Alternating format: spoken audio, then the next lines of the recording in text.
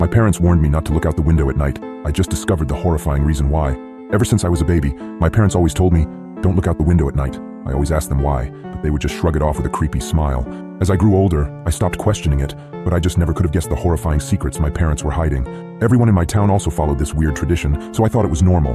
That was until I went to college and noticed that none of the other kids were like this. So during Christmas, when I went to my parents' house, I remember them telling me not to look out the window.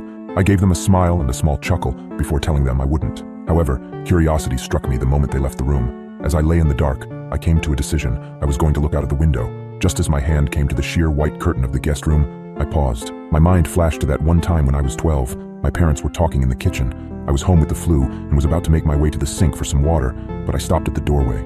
I hid behind the wall, peeking my head out from the doorway just an inch. My mother was crying and my father was holding her and rocking. That poor little girl.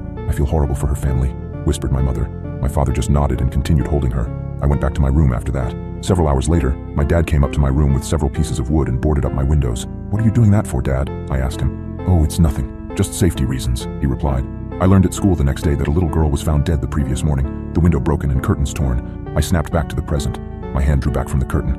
I shook my head, cursing myself for being so weird. What was the worst that could happen? It was just a window, it couldn't hurt me, right? As I reached my hand out again, my instinct was telling me to stop.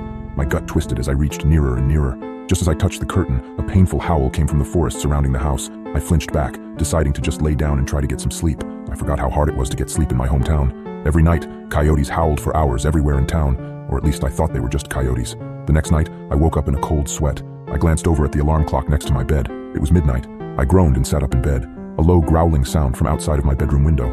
I thought back to last night and decided that I had made up my mind about looking out. I thrusted my arm towards the curtain and pulled back hard, almost ripping it away from the rod.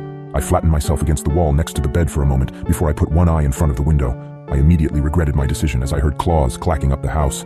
I flung myself out of bed, tumbling on the floor. I stood up and got back up on the bed. I stuck my face closer to the window as the clacking got closer and closer. It suddenly stopped for a second before the most terrifying creature popped up from outside, emitting a horrible shriek as it did so. I can never forget its face, the way the hollow eyes oozed some kind of black substance, like tar, and the way its lips were pulled back into a gruesome grin, the teeth blood-stained and razor-sharp. It looked like it had 4 limbs,